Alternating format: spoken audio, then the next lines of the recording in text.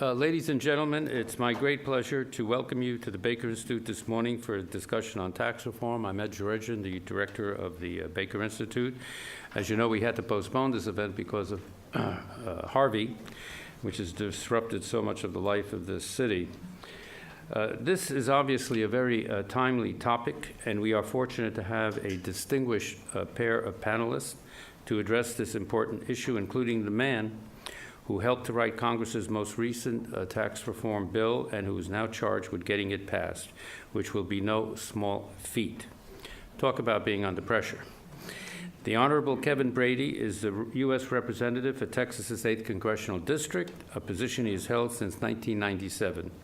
Congressman Brady serves as chairman of the House Ways and Means Committee, considered to be one of the most powerful committees in Congress with jurisdiction over taxes, health care, Social Security, Medicare, international trade, and welfare. Just focus on that list. Some of the key priorities of our nation. Douglas Holtz-Eakin is the president of the American Action Forum. Among other roles, he served from 2003 to 2005 as the director for the Congressional Budget Office, which provides budgetary and policy analysis to Congress. And from 2001 to 2002, he served as the chief economist on the President's Council of Economic Advisors. Both Chairman Brady and Mr. Holtz-Eakin will give opening remarks, followed by an armchair discussion and Q&A session with John Diamond, the Institute's Edward and Herminia Hancock Fellow in Public Finance and Director of the Institute's new Center for Public Finance, which I'm very happy and proud to announce that we've created this new center. We've added fellows to it, and John will be leading this center. So please join me in welcoming Congressman Kevin Brady, Douglas Holtz-Eakin, and John Diamond.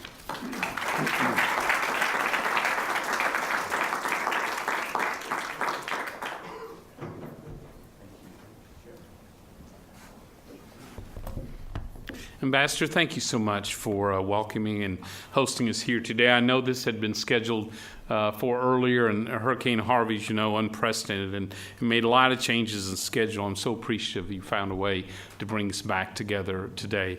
I was walking in, I reminded Todd Stevens, my district director, I was here the day of the opening of the center. It is as lofty a dreams as it had at the beginning, it's exceeded all of them. And thank you for your leadership, creating this incredible legacy of promoting open, constructive dialogue on a broad range of really important ideas among academics and policymakers and lawmakers. It is really tremendous, and I'm grateful for your leadership in that here of the Baker Institute. I'm also a little intimidated to be with two of my favorite thought leaders on tax reform, with Douglas Holtz-Eakin, former head of the CBO, who has testified more times than he cares to remember on tax issues in front of Ways and Means and Joint Economic Committee, continues to be a leader and a mentor to me, and John Diamond, who has done the same. In fact, I was looking at a couple clips from his testimony to the Joint Economic Committee when I led that effort, and his work on dynamic scoring and modeling continues to influence Joint Committee on Taxation at this critical moment as well. So, John, thank you for joining us today. We have, very briefly, we have a tremendous challenge and a tremendous opportunity on tax reform. So for the first time in over 30 years, we have a president, a House, and a Senate who are all committed to overhauling the way Washington taxes our families and our businesses.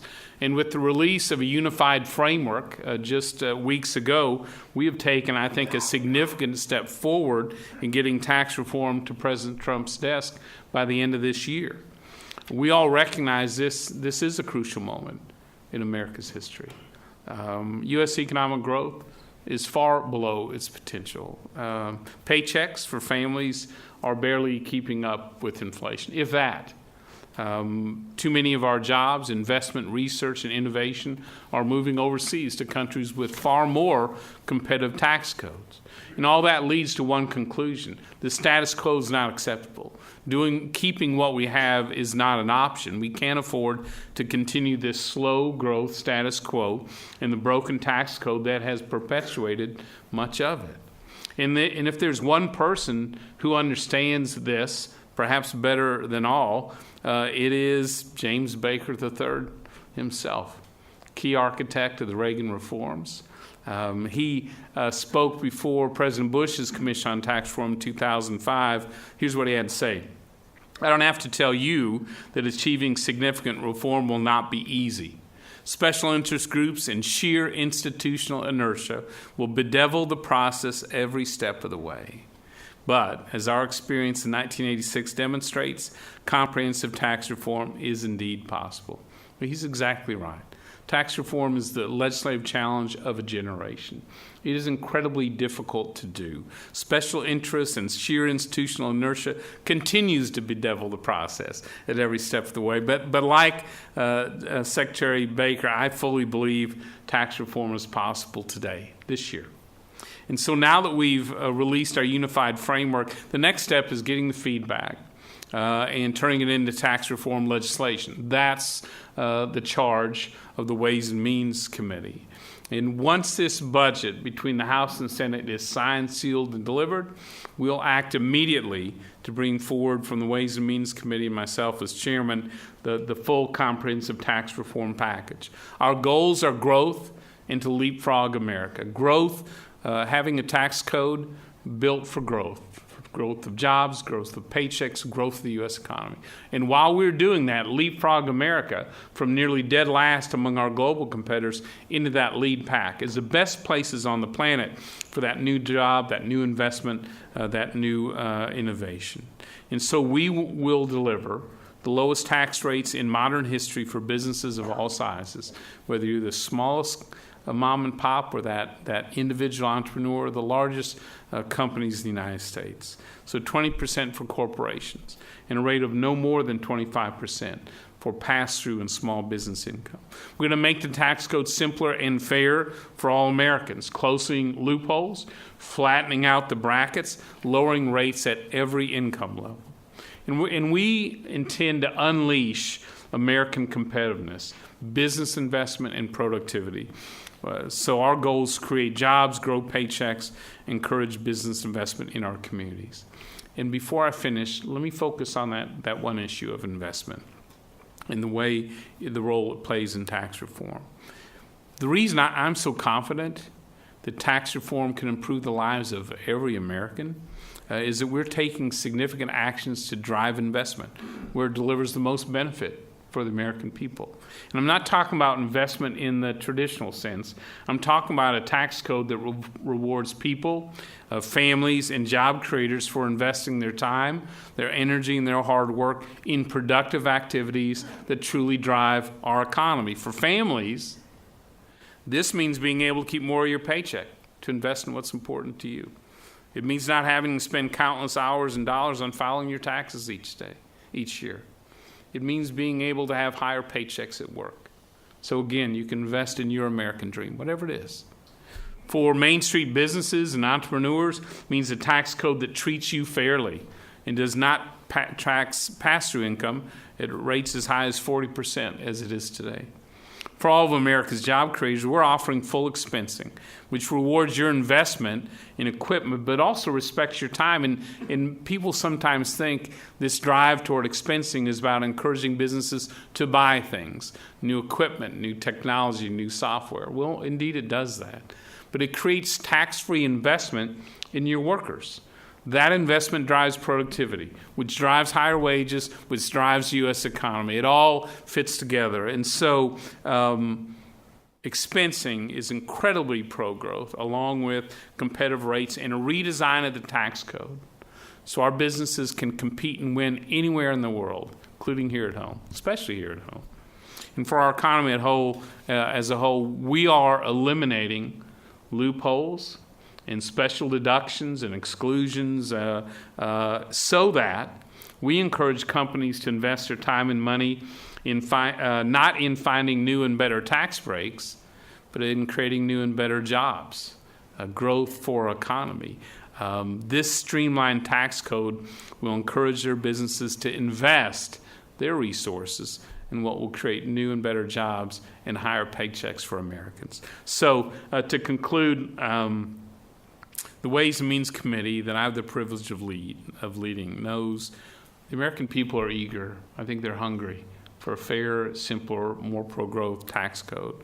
With President Trump and our Senate colleagues, we're gearing up right now to make that tax reform a reality this year. This is our moment in history as a nation to create a new tax code that delivers more jobs, fair taxes, and bigger paychecks for all Americans. I'm looking forward to the debate today, or the discussion today, about how we best achieve that and the timetable for getting this done by the end of the year. Thank you.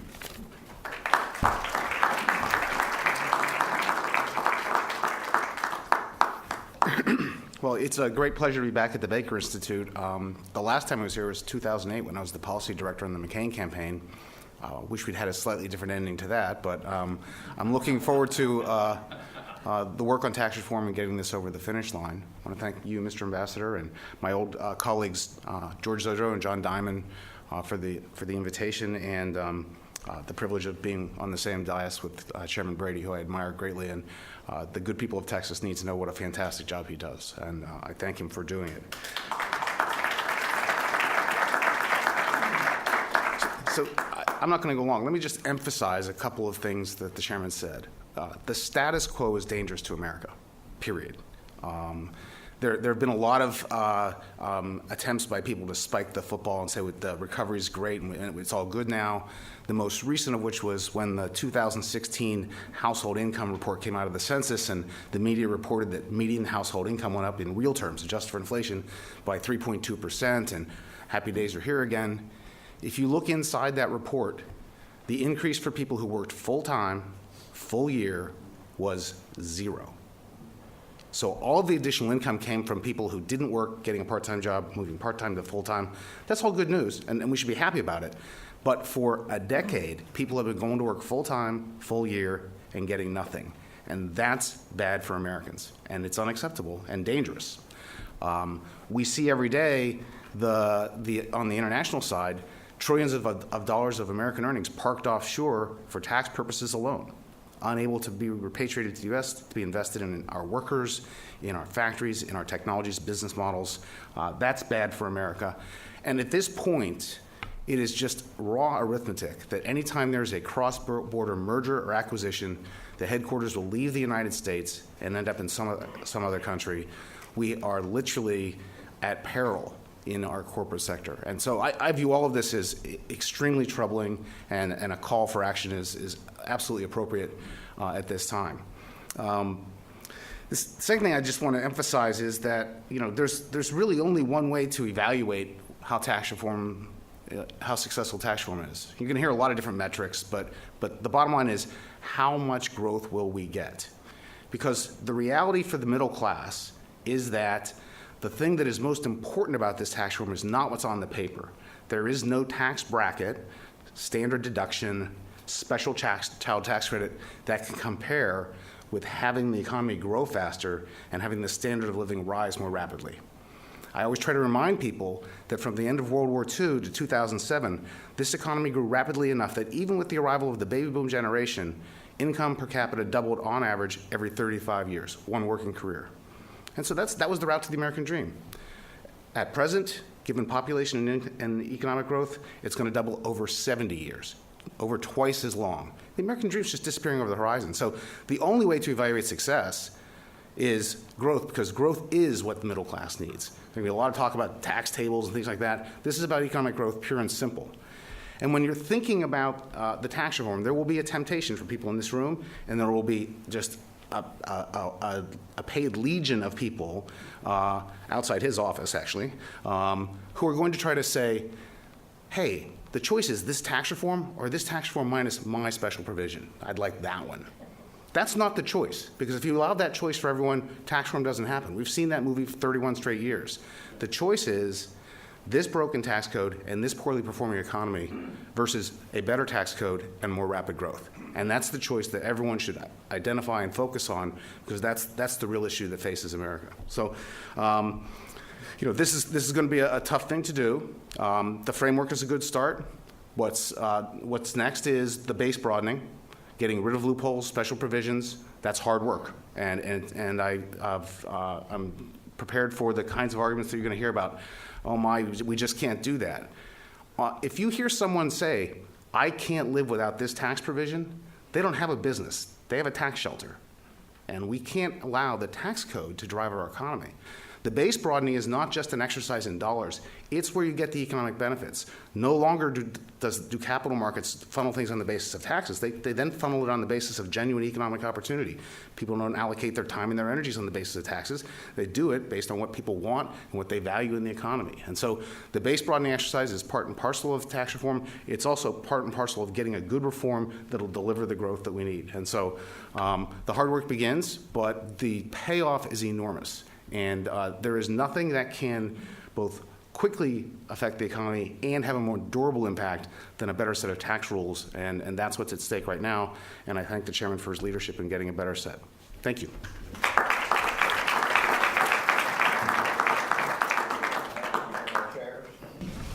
So this is going to be your chance to interact and ask questions as we have a continuing discussion. What I would ask is that you keep your questions brief and not in the form of a speech. Oh, God forbid. Instead, in the form of a question with a question mark at the end. Other than that, let's start the discussion. I'll take the first question since I'm the moderator. And it's about, on the Ways and Means website, it states that you want to deliver a tax code that's so fair and straightforward that 9 out of 10 Americans can fill it out on a postcard. And the implication is that 1 out of 10 Americans will be itemizing their deductions, which means 1 out of 10 Americans will get the home mortgage interest deduction. And so my question, a little bit of a policy wonk question, is why don't we also take this chance to reform the home mortgage interest deduction to be something other than just a deduction for high-income people? So it's a great question. So the whole issue here is fairness and simplicity. And imagine the number's actually higher. 95% of Americans will be able to file using a simple postcard style system. It's because we flatten the brackets, we lower the rates, we preserve more of those, protect more of those first dollars that families earn. And so families will get their tax cut without having to go to the cost and time and expense of item. That is a good thing. But look, this is a complicated economy in tax code as well. And so what we are looking at on that postcard, we keep sort of the family provisions most families depend on: help with home ownership, charitable deduction. In fact, we're working to unlock more of that. We keep the child tax credit. We make it a little bigger. It's expensive to raise kids these days. We keep the college credit, but we redesign it a bit so that families whose kids are going into technical skills, welding, electricity, plumbing, issues like that, they get some help as well. And then we keep one provision to help get people from welfare to work. And so we are looking at, I've tasked our team, think fresh about every provision in the code, especially those on the postcard. So we are exploring the home mortgage deduction in charitable, and looking at ways perhaps we could extend it across the economy, not just for those who itemize it, perhaps allow it to be used for all phases of home ownership. And so same with the charitable deduction, because we think, we get one shot a generation in doing this. So let's not just tweak a few things and call it a day. Let's think fresh about, is there a better and fair way to allocate some of those resources? Excellent. I like that answer. Yeah. Doug, do you have a comment? I guess the only thing I'd emphasize about the postcard is I hear a lot of people say, well, who cares about the postcard? I use TurboTax. The reason the postcard's important is that the whole tax code's right there and you can see it. And there's a tremendous suspicion in America that the other guys have access to provisions that you don't have access to, and the code is fundamentally unfair.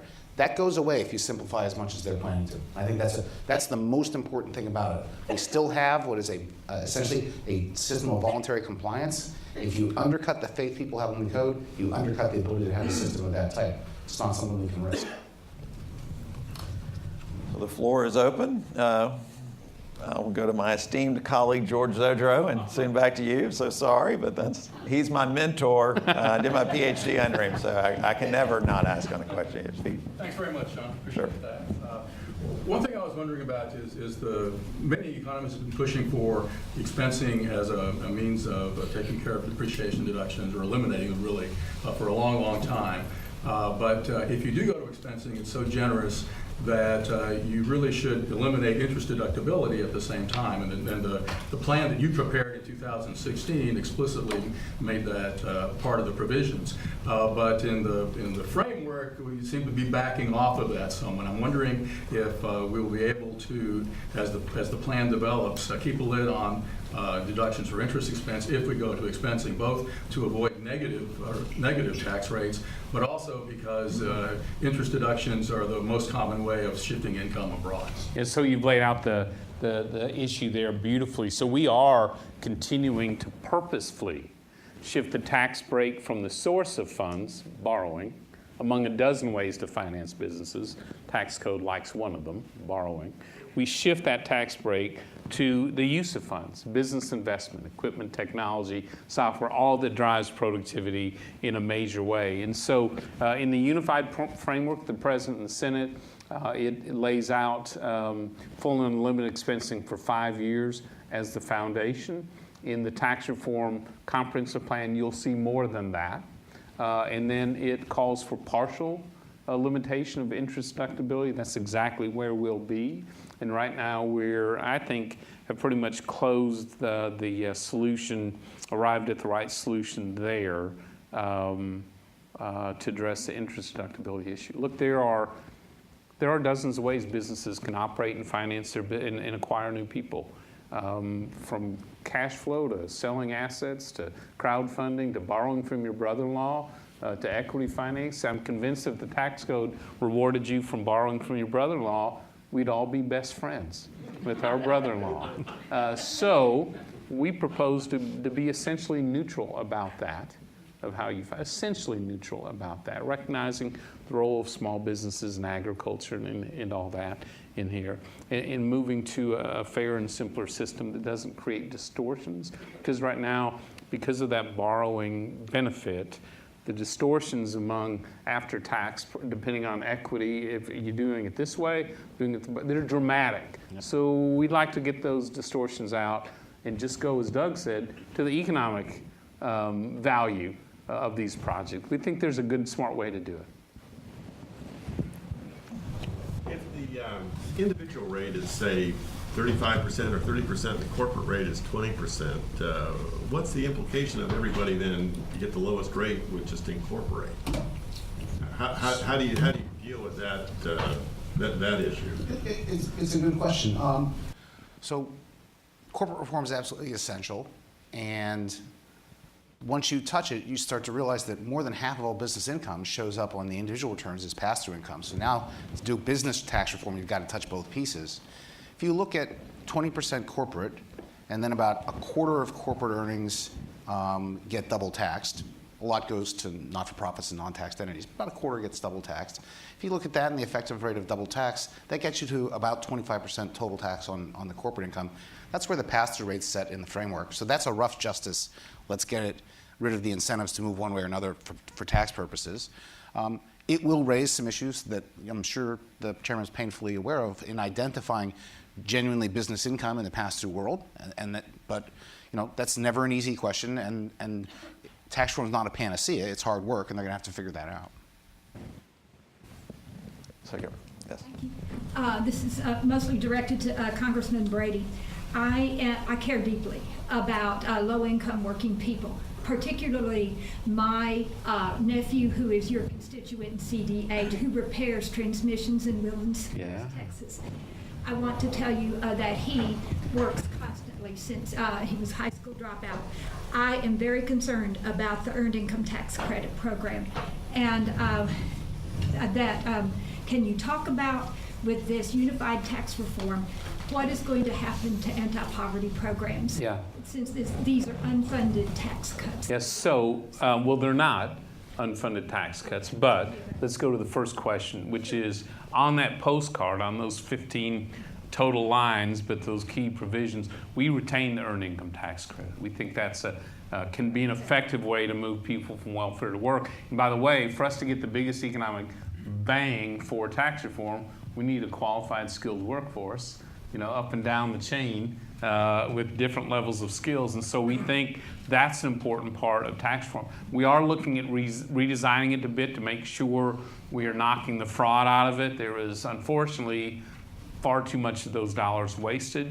We also think there are, coupled with poverty and opportunity reform, which will follow in 2018, ways to better incentivize people to move from welfare to work. And it's not, I reject this whole claim of there's a class of Americans who simply don't want to work. I will tell you, there's a whole class of Americans who are trapped in the government programs designed to help them. We have to find a way to unlock them, for their full potential. And we think keeping it on the postcard, making it smarter, and then coupling it with new incentives next year outside the tax code can help get them, frankly, some opportunities they don't have today. So it's really a two-step, I think, process there. But at the end of the day, growth matters. Looking for a job that doesn't pay, looking for jobs that don't exist, that you don't have the skills for, tax reform is critical. And by the way, it is hard to move people from welfare to work when their job is in Europe or China or Mexico or Canada. So having a competitive tax code that grows the economy and allows people to keep more of what they earn is crucial for that person. Back row. I have basically two questions. The first one is if you can talk about the numbers that the CBO office has put out based on the framework, projecting the federal debt for the next 30 years is going to skyrocket to the highest level that we have ever seen. That's the first question. The second question, I'm all for simplicity. I like the idea of the postcard. Now, reality is probably different. Let me kind of give you an example, and then specifically the question. I itemize the actions I have investments and things of that nature, and I consider my tax return simple. At the same time, for the last 17, 18 years, I've been helping as a volunteer do tax returns for low-income people. I consider the tax returns the most difficult, most form-intensive than mine. We talk about earned income credit, child tax credit, educational credits, and the list goes on and on. And that's a significant part of the taxpayers' situation. Can you then talk about, again, the postcard size tax return and each one of those lines, how many forms are going to be behind each one of them?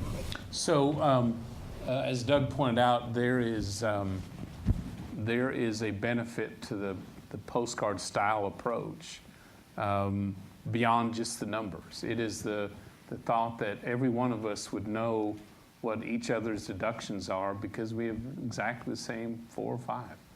For the first time in history, we really know that there aren't special breaks for some and headaches for ourselves. That's why the postcard really encompasses a simpler, fair, flatter tax system. Those at the low income, often there are incentives for them. They are often complicated. And it goes through all those provisions. One of them you mentioned, education. There are, I think, 14 separate vehicles for saving for college. The cheat sheet for dummies is 90 pages long. We think there is a simpler way where we perhaps don't need 14 or 15. Maybe we need 3 or 4 that are broader, more consumer-friendly, easier to use, and rewards and encourages more savings. And so the postcard thinking also goes deeper into the tax code in the sense that we think we can simplify and encourage some of these savings, especially for the modest and middle-class families that frankly are barriers today. Will there be a worksheet that goes with this? Will we continue to exclude combat pay for military? Sure. Will we keep the exclusions on Social Security income? Of course. But the key part, the heart of the whole tax code for families really lies on that simpler postcard style approach. So on the debt, so if you simply put the federal budget on autopilot right now and don't change anything, the deficit will rise to over $1 trillion inside of the next 10 years. It takes about 8 years. Of that $1 trillion, about 60% will be interest on previous borrowing, and interest will be the third largest thing the government does behind Social Security and Medicare, bigger than national defense, bigger than all our education programs, name it. So that's an unsustainable trajectory, and that's a problem that needs to be dealt with. That problem resides in the large entitlement spending programs, the Social Security's, Medicare, Medicaid, Affordable Care Acts of the world. Those programs need reformed, not because I'm a budget director and there's a lot of red ink. They're not good enough for America. We shouldn't have a pension program that's going to go broke in under 20 years and cut benefits 25% across the board. That's not a good way to run a pension program. We shouldn't have a Medicare program that bleeds red ink at $300 billion a year and provides seniors with lower quality outcomes than they could possibly achieve. So I think there's simply an existing call and mandate for doing serious reforms of those programs so that they are good enough for Americans and we don't have this unsustainability problem. None of that will happen, in my view, unless we have better economic growth. We are not going to have the confidence to take on fundamental restructuring of our social safety net to make it more pro-work and sustainable if the economy is not growing. And so this is a good first step. It's a first step. And I've admired the discipline of the House Republicans who were going to do revenue neutral, appropriately measured tax reform. The framework allows for the possibility of additional $150 billion a year over the next 10 years. They won't necessarily do that. They could. You can't judge now as to whether that's a good or bad thing. We have to see the plan, see the growth it creates. That's the way you judge whether that's worth it. I'm very interested in what the strategy and the plan is for involvement and support from your colleagues on the other side of the aisle. Not on your side of the aisle, but the other side of the aisle, and ultimately what that plan is for support involvement in the Senate. Yeah. So next question. No, I'm teasing. I can talk about the Senate for you. The Senate part is the next question. So let's go to the heart of it. So for I'm hopeful we can generate Democrat support. I think bipartisan tax reform is always the most preferred way to do it. For the last year, I know I can only speak for myself. And in the House, our Ways and Means Committee, we've been engaging for a year since we laid out under Speaker Ryan's leadership the Better Way agenda on tax reform. And we've been meeting with centrist Democrats, members on the Ways and Means Committee as well, to find out what their priorities are. And they align. There's a lot of common ground here. They want a strong middle-class tax cut. So do we. They want to see jobs not just stopping leaving. They want to see them come back. Those opportunities come back from overseas. So do we. They want to make sure that it doesn't blow a hole in the budget, that over time, this growth and eliminating these special provisions helps move us toward a balanced budget. So do we. There are differences, clearly, but right now our discussions with our centrist Democrats and labor unions, who have a big stake in a stronger economy as well, are pretty positive. I don't want to be naive. I don't know at the end of the day, when the House and Senate work through the provisions and there is a final discussion where they ultimately will be, but I will tell you the time that I'm spending and our committee spending with Democrats to engage their ideas and incorporate those pro-growth policies is time well spent.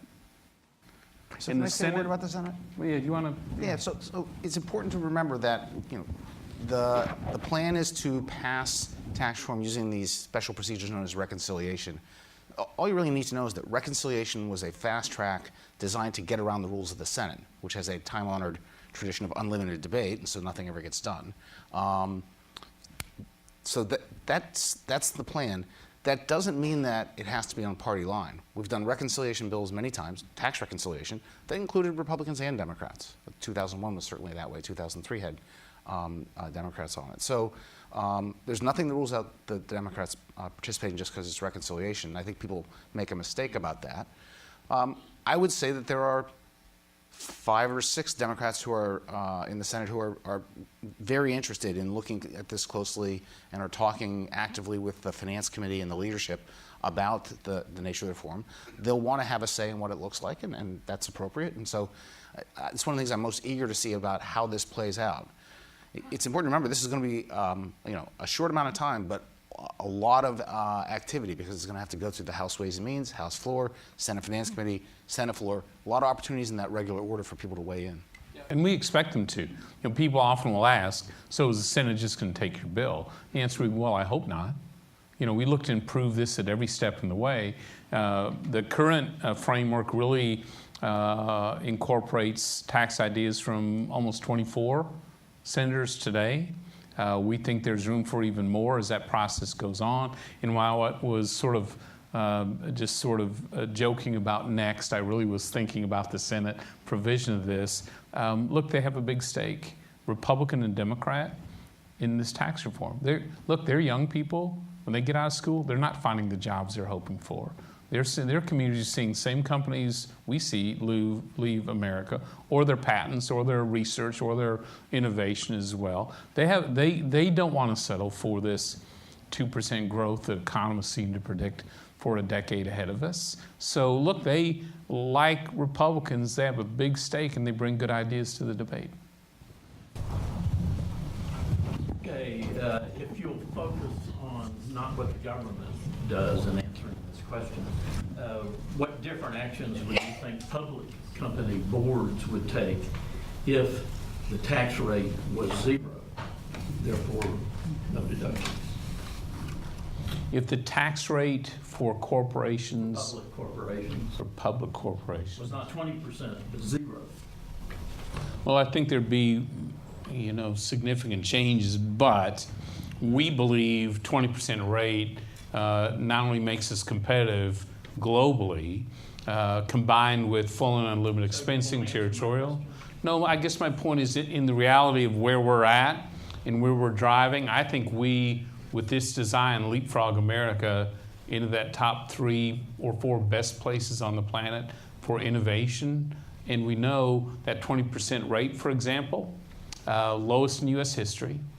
If it had been in place the last dozen years, one recent study shows 4,700 more American businesses would be located here rather than around the world. So we know that these rates that we're driving toward make us significantly competitive. And on that point, going to zero would actually create problems that we discussed earlier, because you have pass-through businesses and corporate businesses. And if you had pass-through businesses or corporate businesses at zero and pass-throughs at 25, then you would have all kinds of income shifting back and forth. The other point that economists recognize is if we implement expensing with a 20% rate, then the effective rate on your last dollar earned is zero. And so that, in a sense, we're getting there, but there is a need to raise revenue, and you can't go to a system that has zero tax rates.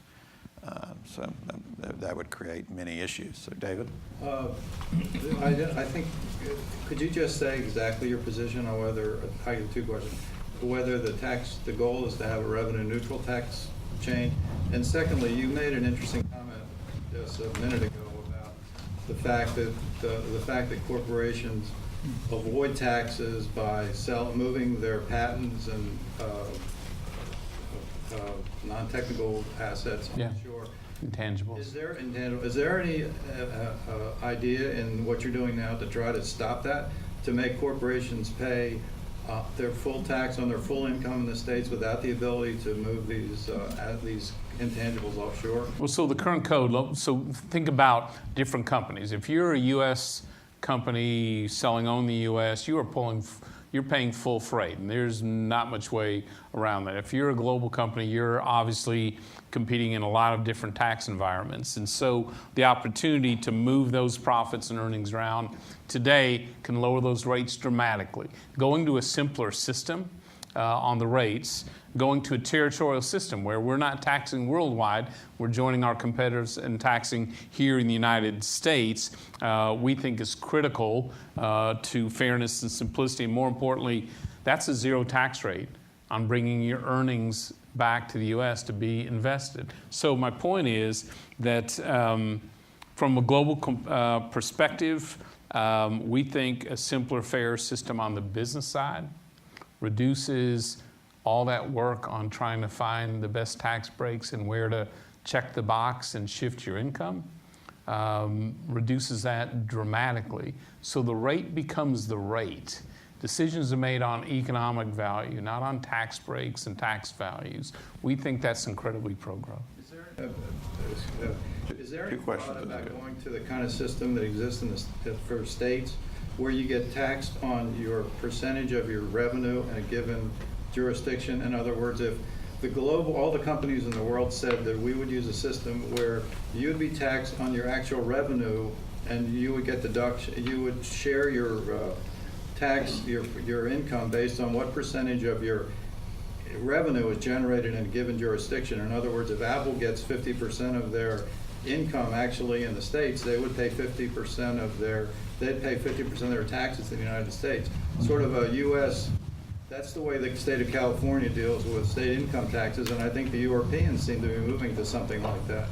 Is that an idea that's ever been considered in this country as a way to eliminate some of these abilities of companies to move their tax liability offshore? So let me say 3 or 4 things about this issue. So point number 1 is the one the chair made, which is getting the rate down cures a myriad of ills, because the incentives are all driven by the fact that we have 35 and it gets taxed at, say, 14 in Ireland. And so the lower you can get the rate, the better. That requires the discipline of doing the base broadening and things like that. The second is that however much it might look like Europeans or other countries are interested in tax cooperation and making sure this gets done right, they're not. They're trying to take every dollar of our income they can, and they've been very aggressive about doing it over the past several years. And I think one of the virtues of doing tax reform is it's time to fight back. Right? Our guys made this money. It should be taxed in the U.S. at the rate we deem appropriate with the incentives that are embedded in it.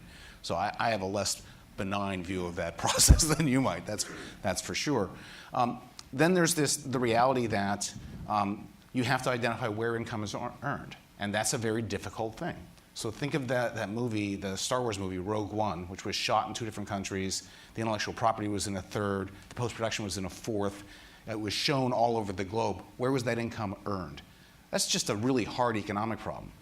The Better Way plan had this ingenious solution to it, which I loved, but that's no longer a live option.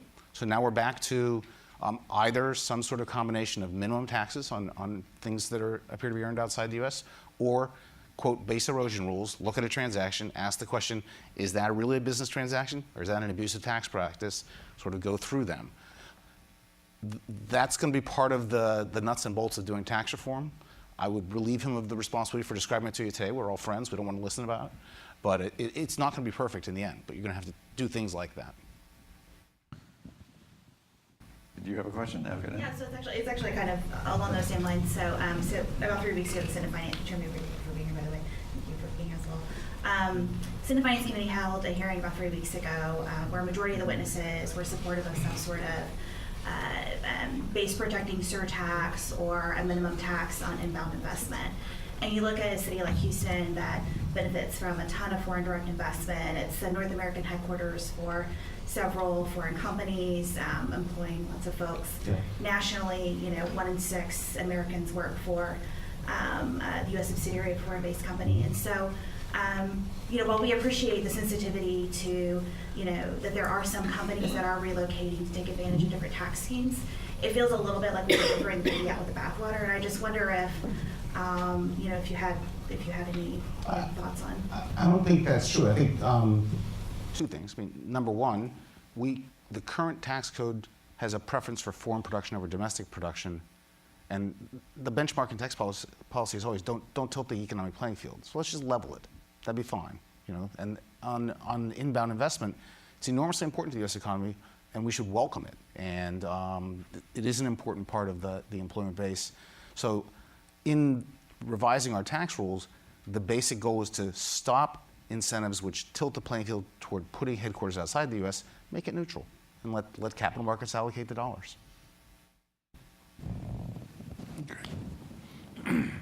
I had a question. I haven't really heard this addressed, but in tax reform, is there anything that will mitigate this like individuals putting money in Swiss bank accounts, because the numbers I've heard is the Treasury loses about $200 to $300 billion annually from people who take their money outside of the country to prevent it from being taxed. I see that some of that a little bit for the corporate part, which is quite large also, might be addressed, but I don't see anybody speaking about this. So two things. One, there is a body of law, the outside taxation that deals with those types of issues of where you shift your earnings in dollars. But for us, sort of the same thinking on the business side of, look, we have extremely high rates. We're a complicated code. People search for tax breaks, themselves as well. So lowering the rates, simplifying it, protecting more of those first dollars, moving to this postcard style approach changes the incentives for people to want to do those types of activities. That is, I think, at the heart of it, our best defense against behavior like that. And can I follow up on this? So Doug talked a little about how we tackle the international side of this. So we've got two challenges. We've got the current code really incentivizes shifting income and profits and patents and manufacturing and research overseas, and it sort of encourages or allows importing deductions and interest expense, things that lower those business rates at all. So the ultimate solution on this, while we had proposed border adjustment as a way to equalize, just treat everyone equally. If you're producing the U.S., providing services, taxed equally, doesn't matter where you're from, that proved to have too much uncertainty, was set aside. So now we move to an approach that will tackle those two challenges in concert, but we'll have a little more complexity than some of the other alternatives, but we'll achieve, we hope, the same results. So. Well, I just am curious, is this going to help? Because some of this individual putting over there is illegally done. And do you think lowering the tax rate, and will the individual rate be low enough to sort of attract that money back to you? Yeah, that's our goal. That's our goal. There's a lot of research that suggests lowering the tax rate will reduce avoidance of many types, and that will be on the list. It doesn't say it'll go to zero.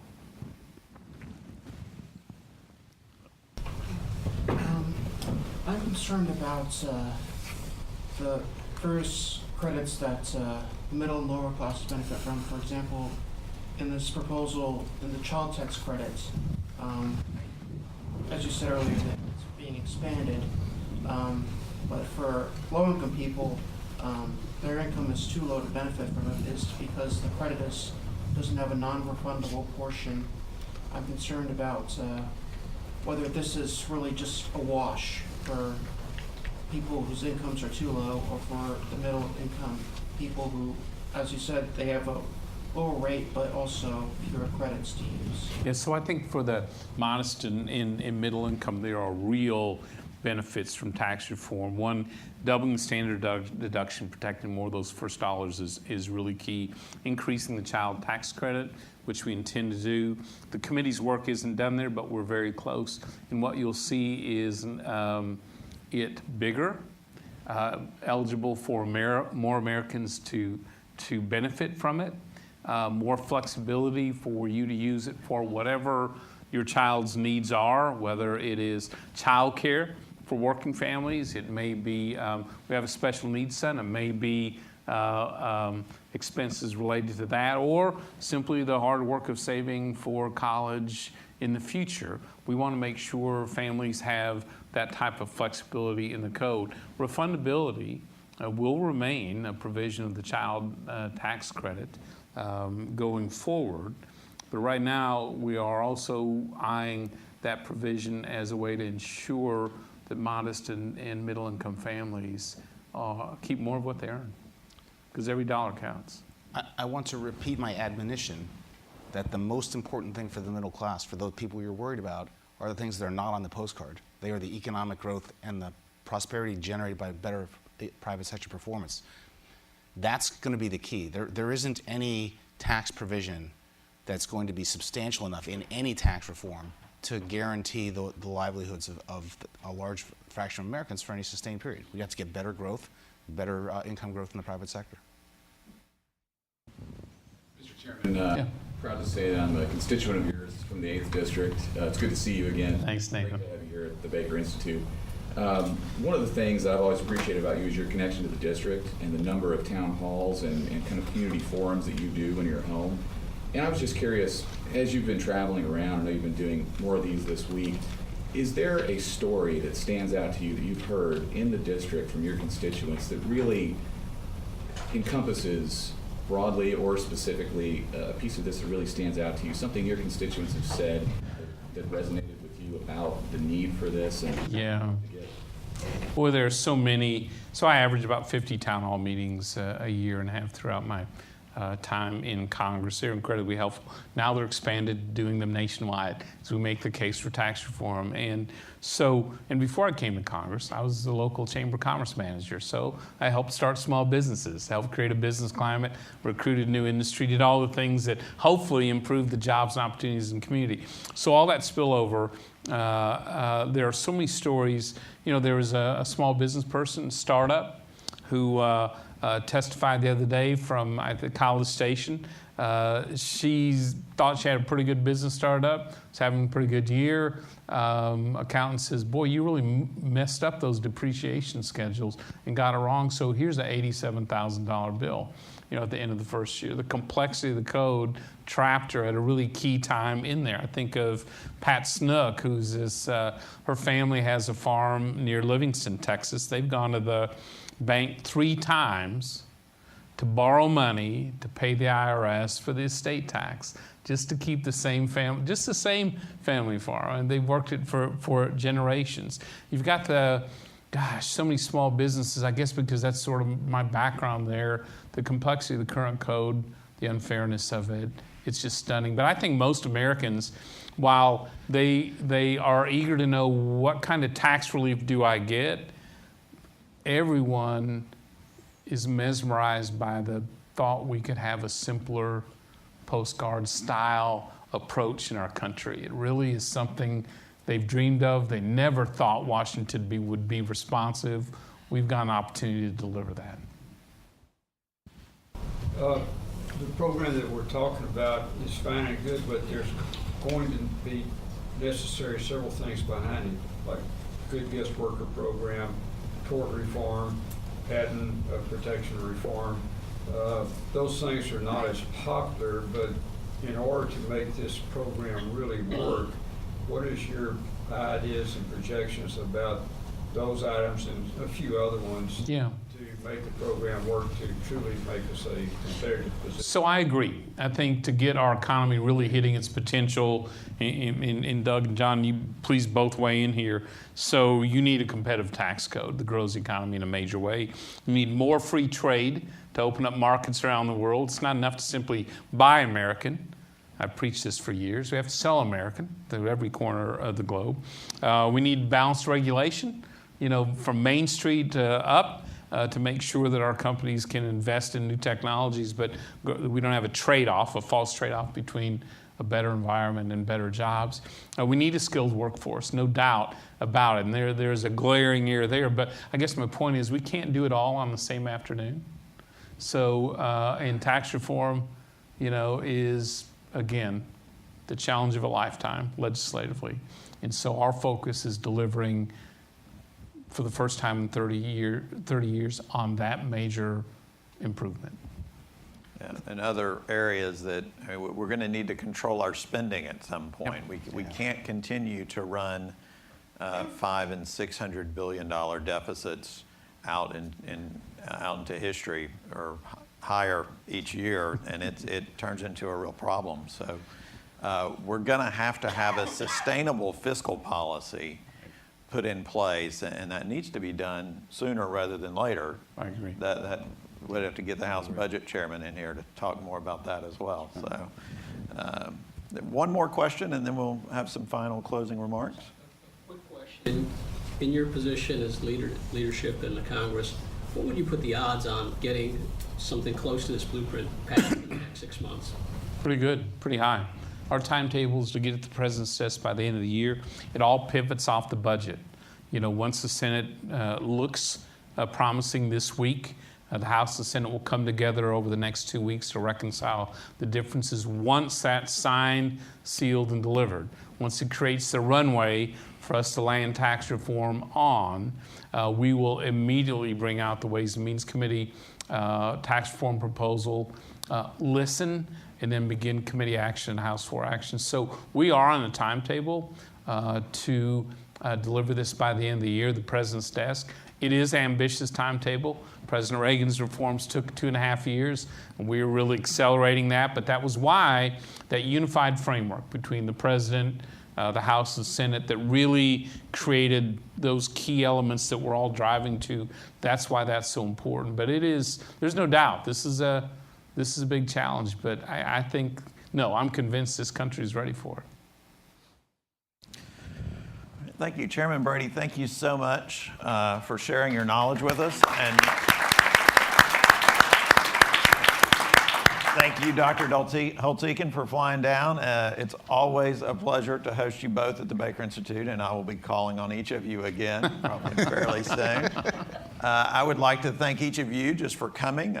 Please keep us on your radar. We are planning other tax policy discussions. I've got some invites out.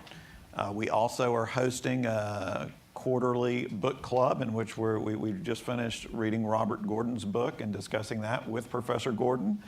We're going to have new books and book clubs coming out soon. So please go to our page, read our research, and come to all of our events. I really appreciate you being here, and I hope that you found this enlightening and hope you walk away intellectually curious. So thank you and have a great day.